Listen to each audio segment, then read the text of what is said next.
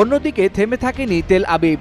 পশ্চিম ইরানের ৬টি বিমানবন্দরে চালায় ভয়াবহ বিমান হামলা। ইসরায়েল দাবি করছে এই হামলায় ধ্বংস হয়েছে ইরানের একাধিক যুদ্ধ বিমান ও হেলিকপ্টার।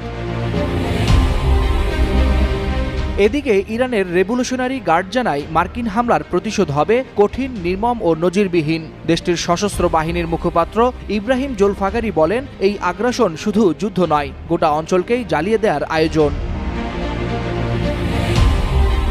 সামরিক বিশ্লেষকরা বলছেন, তেহরানের পরমাণু স্থাপনাগুলোর উপর মার্কিন বোমা হামলা যেন আগুনে ঘি ঢালার নামান্তর। যুদ্ধ এখন আর সীমান্তেই সীমাবদ্ধ থাকবে বলে মনে হয় না। শঙ্কা দেখা দিয়েছে তা গোটা অঞ্চলে ছড়িয়ে পড়ার। তেলের বাজার ইতিমধ্যেই অস্থির। বিশ্ব অর্থনীতিতে দেখা দিয়েছে টালমাটাল অবস্থা।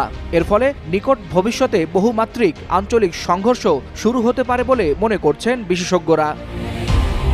ওয়ালিউল হাসানাত,